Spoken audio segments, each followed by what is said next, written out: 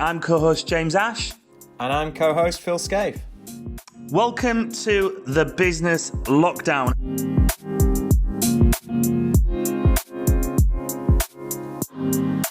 Welcome to today's show, Mr. Gavin Cook and Jackson White. I'm so pleased to have these guys return. They both joined us on the Business Lockdown. Gav, early days. I think you were one of our very first guests on the show, and Jackson, you're number 2, yeah, and Jackson a little bit further down the line. And so It's great to have you guys join forces as you do in many areas, personally and professionally. So welcome to today's show. How are you doing, gentlemen?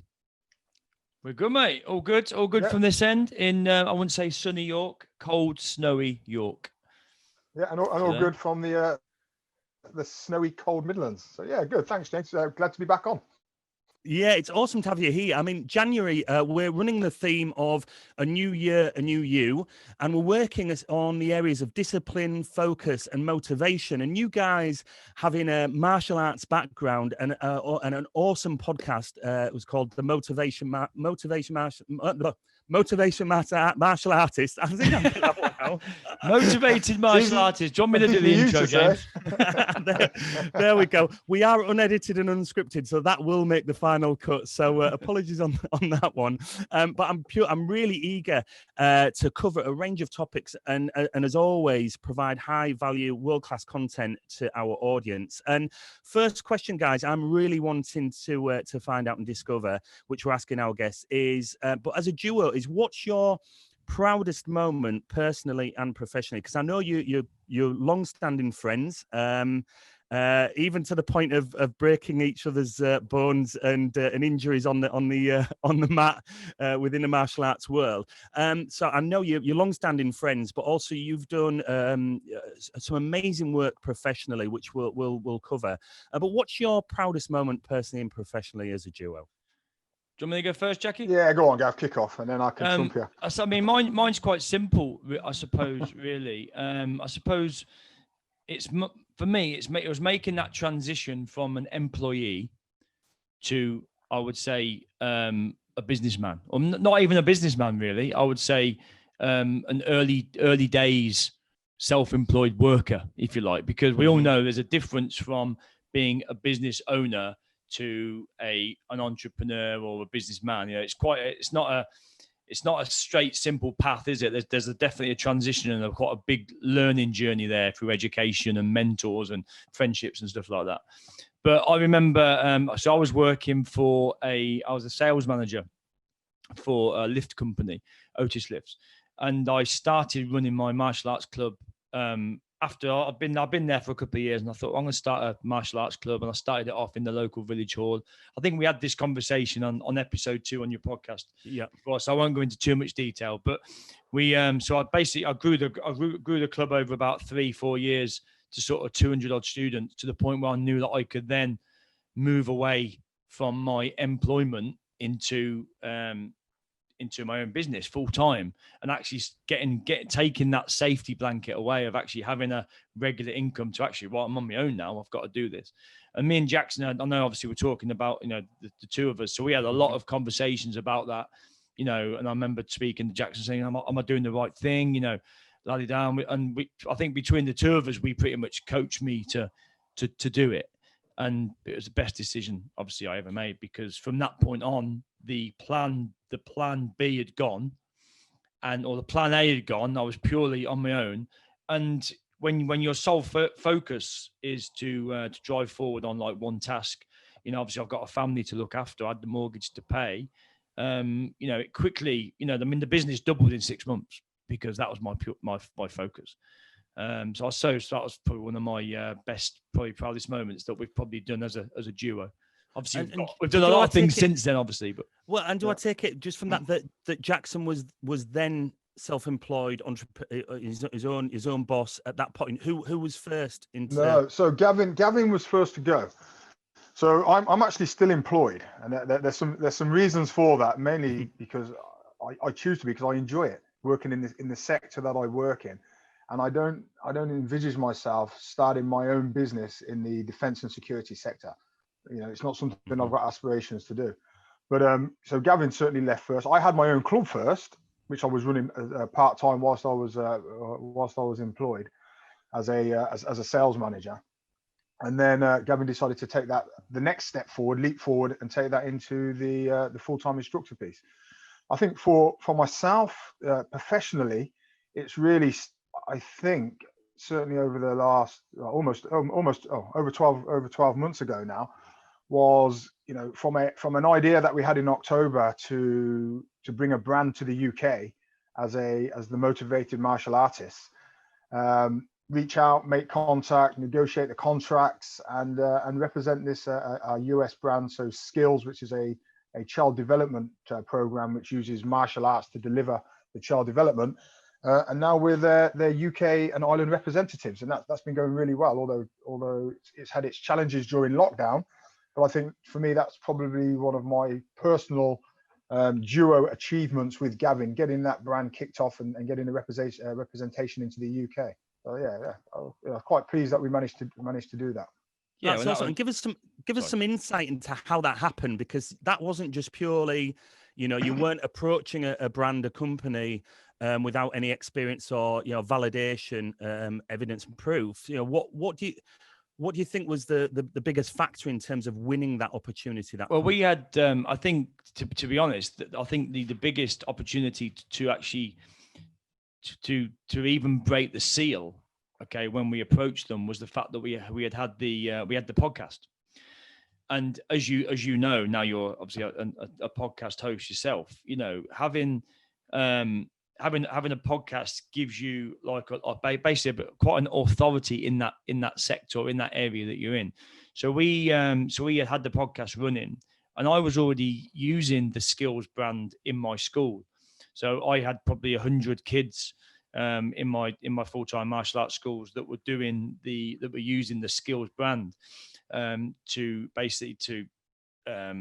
develop the kids socially, you know, intelligently, emotionally, and physically within the class. So, and it was going really, really well. And I realized that there wasn't many clubs in the UK that were using that brand, and I saw how successful it was, you know, adding an extra 100 odd students onto my club just by moving away from our traditional martial arts syllabus and using the Skills brand.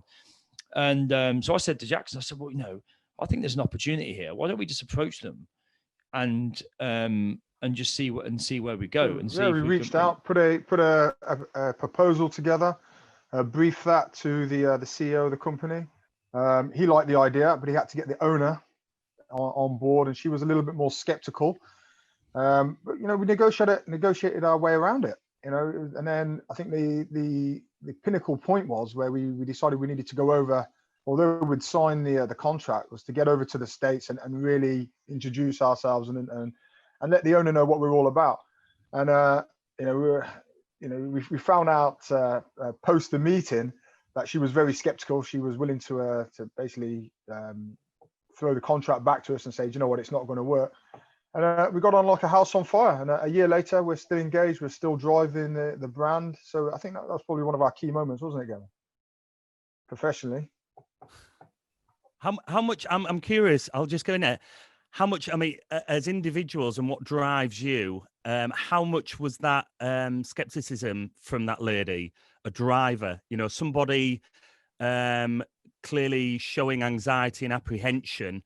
How much of that was a bit of a, you know, we'll show them even more kind of well, it's funny because we didn't really know though, Jackson, did we? That was the thing. So we signed the contract. We got the, you know, Jackson used his great PowerPoint presentation skills to get the contract over the line, and so we got the contract over to them. Then we flew out to meet the owner, and we obviously we had a brief meeting. Then we went to this nice hotel, and it was overlooking St. Pete's. It was in St. Petersburg. It was overlooking Tampa Bay, and we sat there, and it was like, okay, tell me about yourself. So I went first, and I basically told my story of where I started from and what I'm doing in my clubs. Jackson did the same, and it was at that point, you know, we shook hands and we had a chat. Then we went out for a few beers after, and it was at that point that she was like, well, you know, once you'd open your mouth and started telling us what you're doing, I was sold. You know what I mean? That was Brilliant. It then. We knew you guys were right for us because.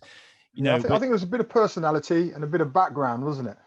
So, we focus on, our background in martial arts, and both in the commercial world, Gavin as a sales manager, me as a business director.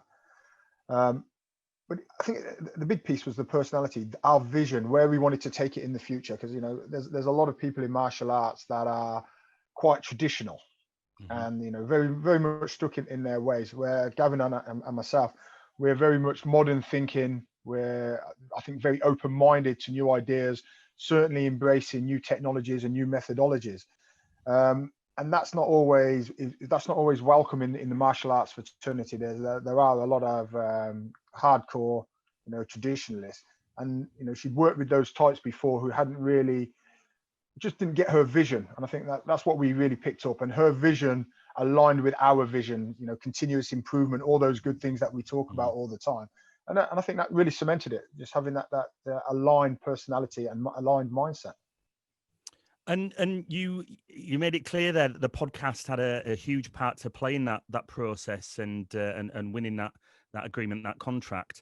I'm really eager to know where did the podcast, what was the initial talks about creating a podcast? Because the reason I ask is that I'm inundated on a weekly basis by a number of people emailing and inboxing myself and our team on why should they start a podcast, how should they start a podcast, and even the people that are starting out with some of the very first questions in order to start a podcast is, how do I make money from a podcast, before they've even looked at the branding, their audience, any of that kind of stuff. Yeah. And I'm curious, first of all, why did you start a podcast, and what were what were the reasons behind it initially, and how did that change over time, and how quickly did that develop? It certainly wasn't to make money. I don't think, I think, there was an element of that in our mind, thinking, well, if we're going to spend all this time and money and effort doing it, there needs to be some sort of reward from it. And I totally get that. But I think straight away, people think reward as money. Well, actually it's not, because it's given us so much more than just money. That's not the reward that we certainly get from the podcast. And so, sorry, carry on, Gav. Sorry. No, but you're right. I think, you say, I suppose there is a financial aspect to it, because if it wasn't for the podcast, then we probably wouldn't have got the skills contract in the first place.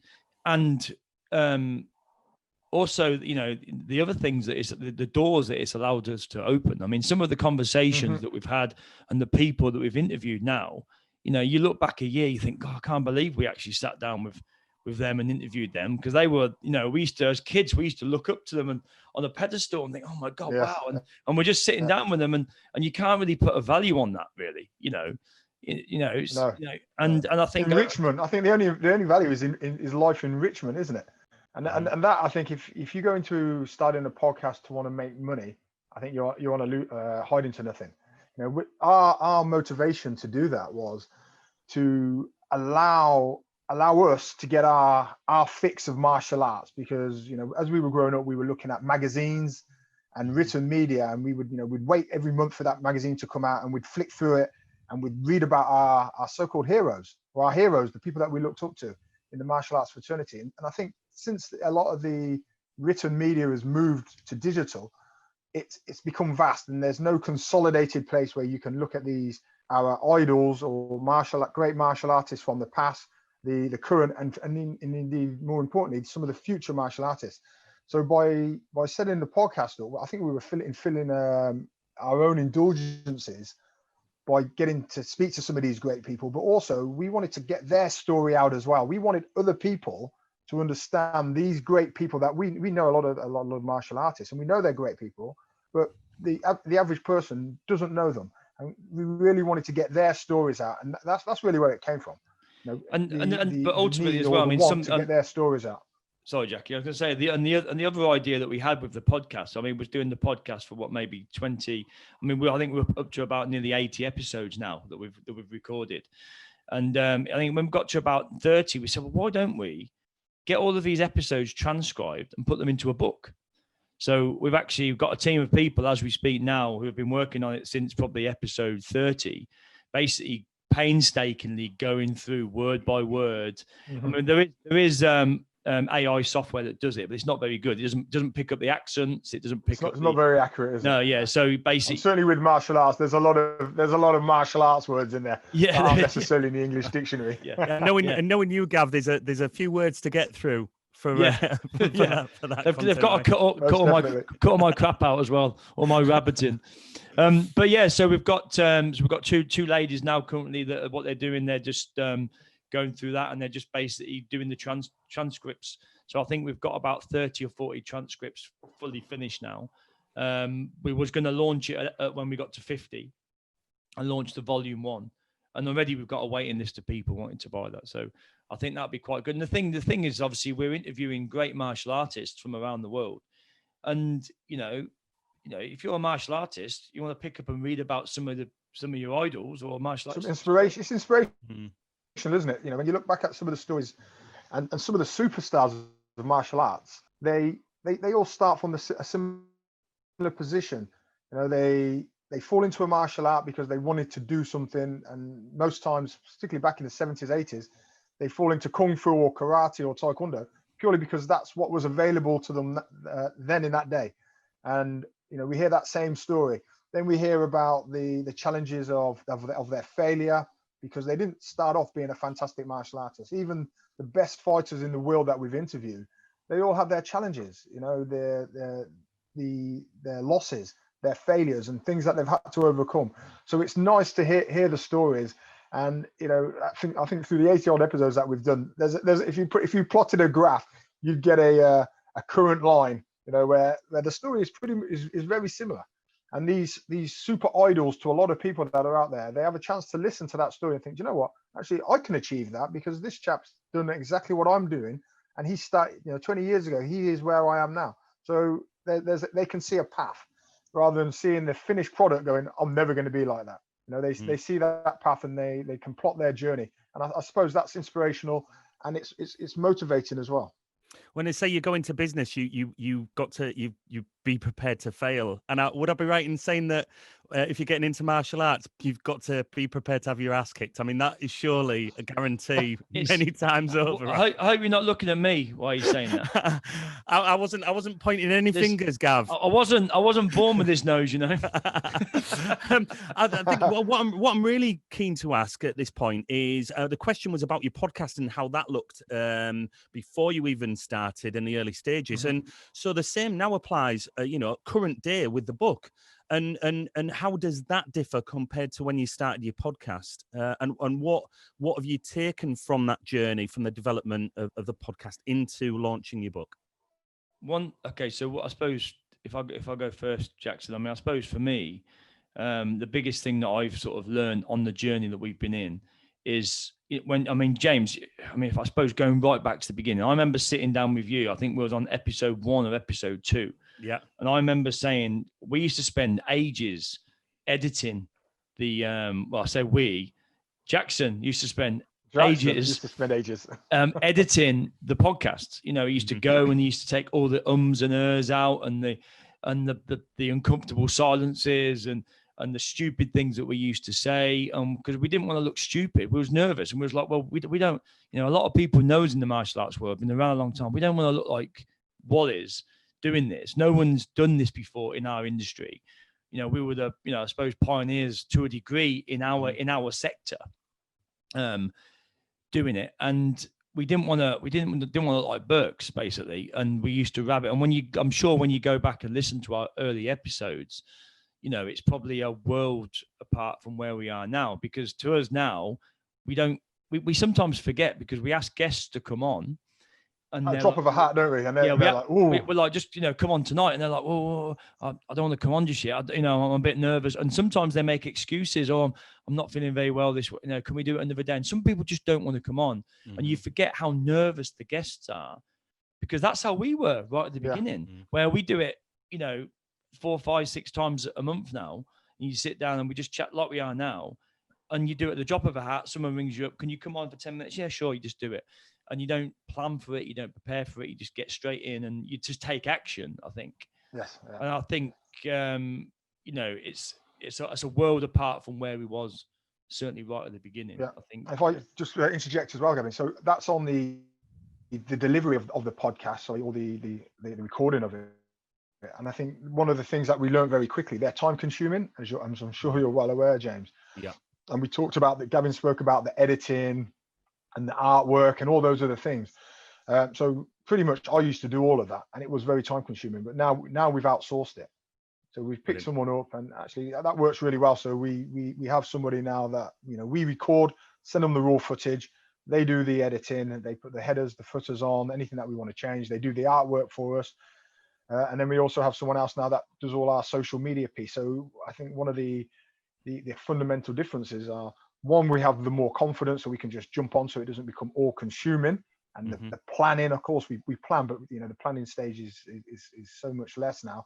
But also the delivery of the podcast, that's we've outsourced that. So I think that's the two key areas where we were different. We were doing everything and lots of planning and time consuming. Now I think we've got to the stage where we wanted it to be, where it's just we do the enjoyable bit, and then we've outsourced all the rest. And it seems that you've gone straight towards that direction with the book. So you're outsourcing that now. So you look like we know what we've done. I mean, you've got all of this amazing content, developed all this amazing content, and it's like, give it to somebody else to work up in a much better way with a lot less give it stress. To the I imagine. Experts. Exactly. Well, and you make a really good point there. Have you ever seen Gavin's handwriting? It's like a spider. Well, you make a really good point there that it's interesting, because I would certainly advise, there's an interesting point, because the advice would be that I think it has a lot of value attached with starting off and doing everything yourself. I mean, it's maybe not the most enjoyable. It's not enjoyable, but way you to need start. Start understand now, the get perfect process later, right? To enjoy, yeah, exactly, and to understand that process. So when you hand it over, you can clearly guide someone into your tone of voice, your personality, and the way things you want you want your content developing. That's key. But also, certainly advise that if that is such a barrier to entry for people, if it's just like, look, I don't know how to edit, I haven't got time, it's just not what I want to do, absolutely outsource. And there's so many cost-effective options out there and channels and routes to go down now, that is that stop having a barrier to entry and making that first step forward, that start to get off the ground. And we're looking at focus in January on discipline and motivation and drive and focus. And I'm really eager to get an understanding of how you guys operate like that. I mean, you've got martial arts backgrounds, so it would be it would seem obvious to think that you guys that's part and parcel of what you do, and there's part of your makeup from an early age.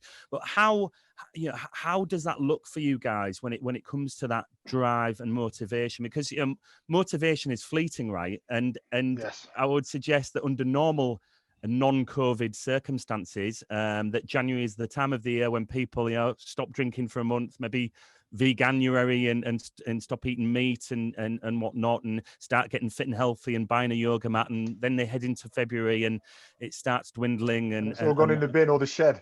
Exactly. and the thing now is people are struggling out there on a day-to-day basis, let alone trying to implement a heightened level of discipline and drive and motivation to be fitter and healthier. And a big thing as well is mental health as a byproduct of that. Healthy mental health off the back of good structure and discipline. Give us insight into how you guys are made up when it comes to those areas, and some struggles as well. I'll kick off, shall I, Gavin? Yeah, go. Okay, so for us, the January period is, I suppose, pretty much irrelevant, because we set goals. I hear it all the time and harp on about it, but it's so important. And we have our long-term goal, which I suppose is, what is our purpose? What are we trying to achieve? And I think both for myself and Gavin, we're aligned there. It's to achieve something for our families, so we can live in a nice house, we can go on nice holidays, we can support our children with education. And that long-term aspiration goal will change as our children get older and we move into that nice house. It's then about how will we manage our work-life balance so we can spend more quality time with people that we want to spend. How do we get a dog? Like, for example, how do we get a dog? Yeah, we'll come to that one. We will come to that one. Yeah, that long-term aspiration will change, but that's a long-term goal, and that's set out there. So everything we try and do in the medium-term goals and the short-term goals that we have arrive for that. So our short-term goals are probably 5 years. What do we need to do? Where do we want to be? What do we want to achieve? Number of goals in 5 years. Jackson. Short term is 5 years. No, just to medium term is 5 years. So long term aspirations, medium term 5 years, I would say, and then short term is the here and now. Right. And I think we've seen a fundamental shift, certainly in our mindsets, in what is short term. Short term for us would probably have been a year. Well, actually, with COVID, I think you're probably looking at 3 months to a month because everything is changing so quickly. So for us, I think we've set our goals around that 3 month and month period where we know there's within that time period, and even shorter sometimes with some of the announcements the government's been making, those goals can be flipped very quickly within a week. But to have those short-term goals, so for example, I've set myself a goal to get a business up and running in this next quarter, and that's something Gavin and I are working to. In fact, we're working at getting acquisition of 2 businesses by the end of this quarter. So in that 3 month period, maybe 4. But we've got that goal and we know what we need to do to work to. Then we sit down, and again, I think this is where our friendship, certainly in the lockdown period, but generally through our business life and our personal life we've been so fortunate. We found between the 2 of us somebody that we can throw ideas off and support, and more importantly, hold each other accountable. So each week we'll have a phone call. Okay, what do we need to achieve? It's normally on a Monday morning when I'm driving down the motorway and Gavin's still in bed with his cup of coffee. So what do we need to achieve? Yorkshire tea, Jackie. Don't get it wrong, mate. Coffee, yeah. So, and then we sit down and we say, okay, we need X, Y, and Z done this week. And, and we hold each other accountable on the Friday or the next call. How are you getting on with this? And that's what we focus on that week. And that's driving to that 3 month goal or 5 month goal. So certainly having goals is key, whether that's fitness goals or business goals, and then being held accountable. And I think for the business, we've got each other so we can hold each other accountable. With the personal goals of fitness, I like to hold myself accountable, but I like my fitness and I like my training in different areas. So I set myself goals in that.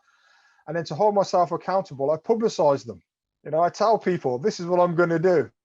I would feel quite bad in 3 months' time if somebody said to me, "Oh, did you do that half marathon or did you do that?" No, actually, I wouldn't make an excuse. So I publish those goals or put them out in the open domain and tell as many people about it as I can.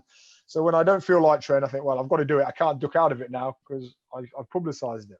So I think I like that because there are many people that do the opposite, that just kind of lay low and behind the scenes, and then once they've accomplished something, you get people saying, "I didn't know you were doing that. No, I'd never imagined you could achieve that." And yet the people that actually love that, that's the driver. Right. So once they've achieved, it's finding that motivation, isn't it? It is finding that motivation, and it's not always easy. There's mornings where I don't want to go out running or I don't want to get out on the bike because it's too cold. Dare I say it, I'm pretty sad. In the back of my notebook, I've got my 5 reasons why I should go out and train. And it happens to everyone. Go for a run. I'm too tired. I look at those reasons. Those 5 reasons why I should go out and train, because they don't change. Your perception of those reasons varies depending on your mood. And 5 reasons why not training is not good for you. And I read them to myself and I think, right, okay, off I go. And that's what I do. That's it. Because my question was going to be, because you talked about long, medium, and short-term goals, and my question for both of you is what is that? What's the reason that gets you out of bed in the morning when you're knackered or you've not been able to get to sleep at night and unsettled? All of that. What reoccurs? What's that thing? And is it those 5 things, Jackson's with you, or is it? And you touched on external factors that aren't yourself. Whether it's family, that work with those long-term goals. What generally? It sounds like Gav doesn't really get out of bed in the morning. I mean, it's just late morning. It's funny because although there's a lot of synergies between me and Jackson on obviously what we do in business and stuff like that. I'm not. Actually, I can't really call myself a lazy ass, even though I am a bit of a lazy ass. But I need people to drive me. Right? Jackson's, his time in the military, spent a lot of time on his own. He spent a lot of time where you're out on the field. You have to be a self-motivator, and you have to get on. And ever since I've known Jackson, he's get up in the morning, goes for his run, trains, where I need people. I think the reason I enjoy martial arts so much is because it puts me in an environment where I'm around people, and it doesn't feel like exercise. I just do it. I get in. I love it. I love the sport, and I like doing things like classes at the gym. If I go to the gym, I have to be around other people doing a class. Like I've started CrossFit recently. Zumba? Is it Zumba, Gav? With the luminous lycra? I could do a dance. I always stand at the back, you'll notice as well. But the thing is, I love doing classes. Like I said, I've just started CrossFit because there's people around me doing it as well. And I need those. I need that people. And it's been quite tough for me. I must admit the lockdown, certainly the lockdown 3.0, the last lockdown that we're in now, I think is really difficult because, I just got back into my training, just got back into the gym, just got back into doing classes, getting around people again. And all of a sudden, you're going back to that almost like solitary confinement. And I find it really difficult to motivate myself to do exercise. I'm motivated in other ways at the moment. We've got a lot of focus, like you say, me and Jackson and Phil. We're all looking at buying some businesses this year. We've currently got 4 businesses that are at heads of terms potentially that we could buy if we wanted to. And that's certainly my goal through 2021 is to really focus on building that's that medium-term goal, isn't it? Our brand, building our brand and building a group of businesses that we can potentially exit in sort of 3-4 years time is one of our business goals. But Gav, just on that, with as exciting as that certainly can seem, is there a risk? Where do you stand on the importance of them not being a distraction or not diluting what you've already got that's really strong? I mean, where are you at with that, and how if ever you can get that balance right? It is really difficult. It's as entrepreneurs, it's so easy to chase the shiny penny, as you probably know yourself. It's so easy to get distracted. And I had that conversation with Jackson and at the beginning of the year, and I said my 2021 focus is going to be majority on building this group of businesses. That's really obviously, can I just jump on there as well, and the podcast, and obviously getting skills back up to where it needs to be because of COVID. Obviously, it's been a real tough. I remember having this conversation, and one of the things that we discussed is time. So it's how we manage that time and time allocation and prioritizing actually where that time sits. So one of the things that we're, part of the Motivated Martial Artists, our business martial arts, we've digitized that. So we can push that aside because we're probably spending 80% less time doing all the administration because we've digitized it. The podcast, we've outsourced, we've digitized that. So we're pushing one thing away, we're pushing the next thing away, and now we've got open time. So what can we do to fill that open time? That's going to drive our medium-term goal. And like I say, so we didn't just jump in and think, okay, there's another one. And then you just keep pouring in, and eventually the jug will overflow, and that'll be Gavin's and my head's blowing up. So we're making sure that we set something up, we get it into the state where we want it, and then either look to outsource it or digitize it. And that, I think, has been quite key for us, hasn't it, Gavin, to allow you and certainly myself as well the additional time to then refocus and reprioritize on the next activity. I totally agree. And I think as busy as we are, I've actually got at the moment more time than I've had for ages. And it's bizarre because people say, "Oh, so how the hell?" When we talk to people about what we're doing, they're like, "How do you do? You run your martial arts schools. You've got your podcast. You've got the skills thing. You've got the, you've got this business. You've got that business. How do you do it all?" And the key is to systemize it as fast as you can, but also be smart about the things that you're doing. Don't pick businesses that have got a lot of people and take a lot of managing. Pick things. Or if they do, get a manager in there. Yeah. To support you. You if you've got that vision, it's like managing a chessboard, I suppose.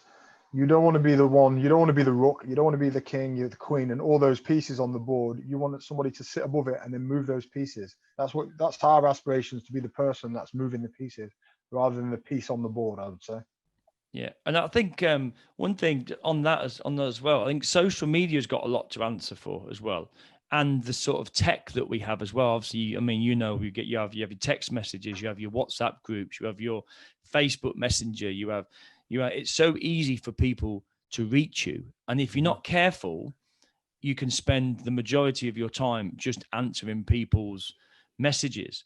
So I was certainly really conscious of that this year, and I've pretty much pulled back on social media now. So Facebook and LinkedIn and things like that. Although I'm on it, I don't really post much at all now, and I try to do the majority of my stuff through email, because email, it's easier to put a gatekeeper in charge of it. So like my Taekwondo schools, for instance, where I used to spend so much time, Mr. Cook, is class on tonight? When's the next class? What time's this going out? So I just send a daily email out now every morning. It's automated. I could do it the night before. So it goes out, daily email, bam, goes out. And at the bottom of it, it's got my name, but then it's got my, I've got an administrator now who manages all my admin. So it's got Emma's name at the bottom. Any problems with this, contact Emma. And Emma, so really, what you've done there, we've just outsourced it. Outsourced our help desk. I'm glad you came on to that, because I was just I was leading into the some tips on what software you find really successful that streamlines what you do, and then I was also looking at about being too accessible, and you asked the latter there. You answered the latter.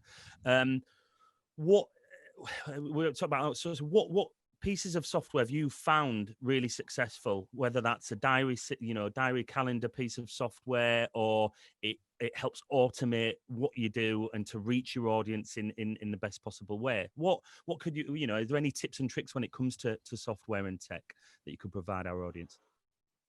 Yeah, I'll go on this one, because I do unlike Gavin, I still do a lot of the social media posting across our platform, across Twitter, YouTube, LinkedIn, and Facebook, and Instagram. Zapier, I'm sure you've come across that. So that's a platform that allows you to put one primary post on, and then it filters those posts onto numerous platforms. So I found that very, very useful. The automation wise for emails, there's MailChimps out there. There's Constant Contact. That's the platform we use at the moment. I think that if you look, there are numerous platforms, but you've got to find one that reaches your budget. And for us as small business entrepreneurs, we tend to like the free platforms. Yes. So a CRM. But the thing is, for us, it's all about the integration. When we pick a platform, we pick a core CRM, and then making sure that is interoperable or can link into the other platforms that we're using. So making sure that we can continue that automation as we grow our digital online platforms and automation work. So making sure the calendars are compatible and they can sync, making sure that if we put a post on Facebook, it can sync into the other platforms. And again, I think Zapier is a great tool for that. Love that. And just a bit of insight with Zapier, and there are other pieces of software out there that streamlines social media. Just on a bit of insight generally, how do you allocate a certain amount of time per day, 7 days a week to use that software? And if so, what does that look like? I mean, how much time is taken up? So we outsource that now, the posting of our social media.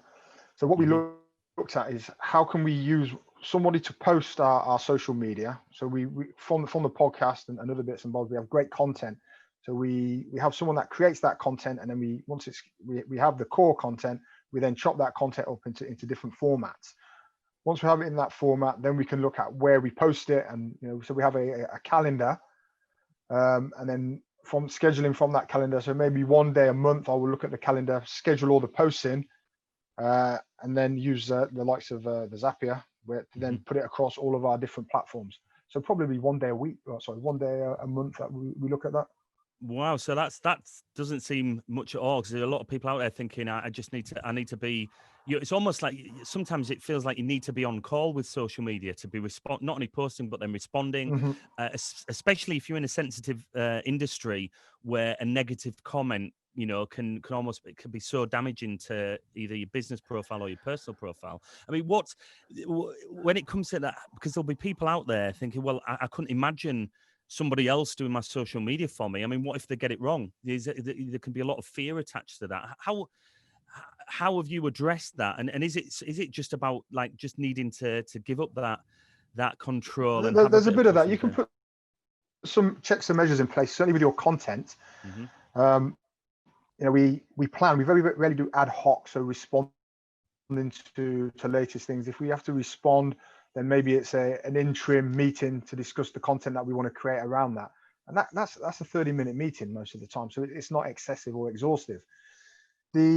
The content that we have is all approved. So once we've gone through the podcast and we've done the creation and cut it up to what we want for different platforms, it's approved. So then it's just a case of scheduling it. Right. If we are responding, like I said, it's a 30-minute meeting to create that additional bit of content and then look how we get it out there. But of course, you've got to trust someone else to do it. When they're writing the headings and things, you've got to trust them to get it right. And I think with anything, it's about mentoring, finding good people and working with them. And there's lots of good people out there that want to work with you. And then you've got to give them that responsibility. I think sorry, Jackie, just on responsibility. But I agree with what you're saying. I totally agree. And I think one of the other things as well these days is don't get too hung up about things, because in the world of social media, there's so much noise, isn't there, out there? Yeah. You might, a thing that really might think, oh my God, no, what have they said? I shouldn't have said that. You know what? Someone will read it, they'll glance over it, and they won't be able to find that post again anyway, because next time. I think it's that saying, yesterday's newspaper is today's fish paper. When we used to wrap fish and chips in newspaper, and I think exactly the same applies. So yeah, don't get too hung up about it, because it's here today, it'll be gone tomorrow, and people will move on to the next misdemeanor or the next story. Every time you refresh your feed now, it brings up another topic, doesn't it? You can't find stuff. You might look at it once and go, what was that? And you can't find it again. It's gone. It's in the ether. Yeah. You've looked at it, and I think it's too easy to get hung up about things. And you know what? People don't really care. Generally, I think, as you mentioned there, James, that's I think the biggest challenge for most business owners, not just on their social media, just generally in their business. It's their baby. They have to do everything. Well, actually, if you're focusing on just doing everything, you're that piece on the chessboard, and you're several pieces on the chessboard. Instead of being the narrator of the chessboard, you become the pieces on the chessboard. So, in order to drive forward and to grow, you've got to take a step back, and you've got to give people responsibility and hold them accountable for their actions, and give them that space and allow them to grow. I think that's an amazing piece of advice, and certainly, don't get hung up too much about things. And that's when you were saying about when you started the podcast and you were overcritical and editing too much and spending far too much time, and that journey to now where you're just like, well, because it's not scalable. If you're doing everything, it's impossible to properly scale a business, right? At some point, you have to hand it over. And we spoke about the importance of initially doing everything and understanding that process in order to be best placed to hand that over and pass that on. And that is really the true sense and the ability to scale a business. So, but before we wrap this up, gentlemen, final question of the show, one that I'm sure is going to bring an interesting answer from both of you, is who is your hero? And I'm not going to take any bullshit that you're going to name each other and get all soppy. But who is your hero, and who is your hero and why? How long have we got to think about? I don't need to think about this one. Do you want me to go, Gav, while you have a think? Yeah, you go on. Jackson, you take the floor. Okay, so my hero. It sounds a bit corny, but it's my dad. If I'm perfectly honest, he came to this country at the age of 13, couldn't read and write. Fully educated himself throughout the course of his life, worked very hard to support his family, gave me a great foundation. I wanted for nothing as a child. He was our martial arts instructor. He, all round, generally good bloke, somebody who's calm, measured, motivated, and definitely my hero without a doubt. And I'll sit there and say that. So, That's my awesome. dad is my hero. And I do remember, if anybody hasn't watched your episode, Jackson, that I remember we were talking about your father, and that was just like phenomenal. And it's truly inspiring, because you can see it's not just words; you can actually see how you are. How you are. I think the importance of not just recording an audio podcast, but a vodcast as well. And when you talk about your dad on your episode, and even now, I know, look at that. I mean, that is inspiring to witness that. So that's hugely powerful. So thanks for sharing once again, Gav. Well, so I think it's the difficult one, because I think it depends on what stage of life that you're in. Mm-hmm. Because when I think back to when I was a youngster, obviously it was Janet Jackson. Right? You mean Michael Jackson? No. I didn't expect that. And for anybody just listening on the pure audio podcast platform, Gav's welling up now from the mention of Janet Jackson. You know what? It was the first concert I ever went to see. So, but no, when I was a kid, I mean, I used to have Bruce Lee posters all around my bedroom, and he was my hero. And then when I got to school, it was maybe somebody different. And as you get into adult life, it's constantly changing, isn't it? Mm-hmm. And I think I really think it depends on what journey you're in and whereabouts you are in your life, who your hero is. And I think it's a real difficult one for me to answer. It is really, I can't. So if we're talking, so based on that, then Gav, and I get that, and absolutely, and I think many people can certainly relate to that. If you were to put a poster on your wall of your hero today, it'd be very different than the Janet Jackson poster of your 13-year-old self, or whatever age that would be. So let's take that to modern day. I mean, who is your current hero, and why? Who's the person that stands out and has been pivotal to you in the past 12, 24 months? Yeah, I mean, I could always say my family, obviously, my parents, and my friends, and people that are just around you in general, really. Yeah. I'm trying to think, maybe Thor.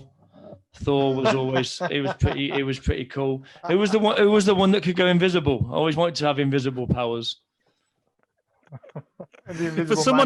For someone that talks as much as you, Gav, to say you'd want to be invisible is quite surprising. And I'm quite pleased that I think I've seen you as stumped as I've ever seen you in front of a microphone.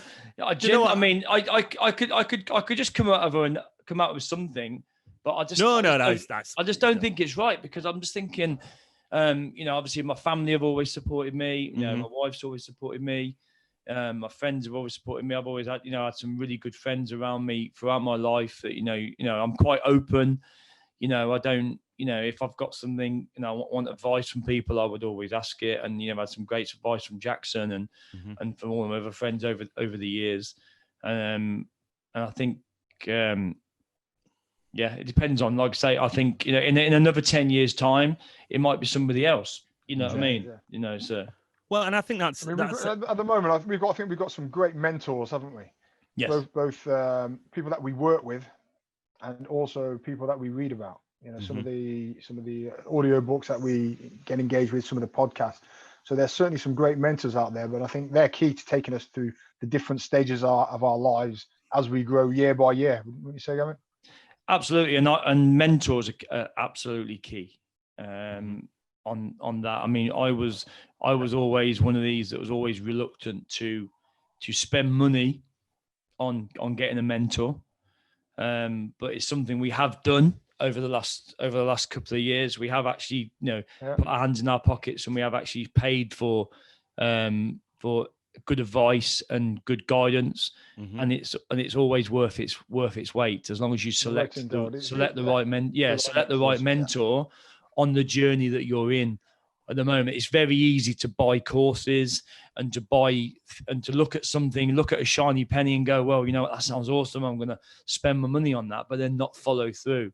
If we ever spend money on something, we make sure that is our 100% priority, to make sure we get a return on that investment. To our long-term goal and our medium-term goals. Yeah. I love that, and I think that's to end the episode on the importance of reaching out for help and support, and within that accountability as well, mixed in with that, which you've said that you've put your hand in your pockets for that.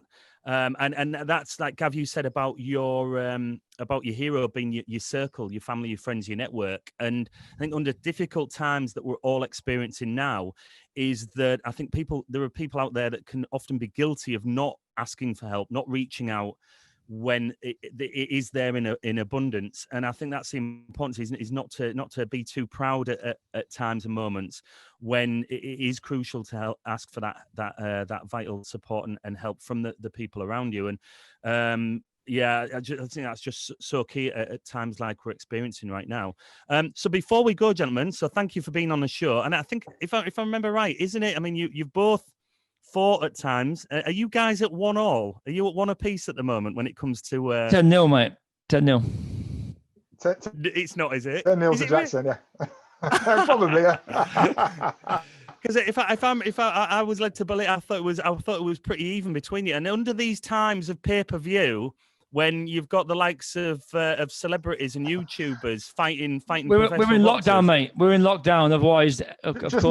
James, just name the venue. I'll be there. I think Gavin will have a different tune to sing. Yeah, there. the thing is, we're different weights now. You see, that's what it is. That's right. Yeah. We're different weights now. Possibly get up to heavyweight to meet Gavin. It'd be impossible. We'll maybe arrange a pay-per-view pillow fight or something, boys. But thank you, guys. It's been an absolute pleasure to have you on the show. It's been tremendous, James. and we were talking for quite some time before we press the record button, and we'll no doubt spend some time having a chat when we finish here. But you've provided no end of value to our audience, and yeah, look, discipline, focus, motivation, and where can people be directed towards your channels and your platforms, gentlemen? It's just the motivated martial artist.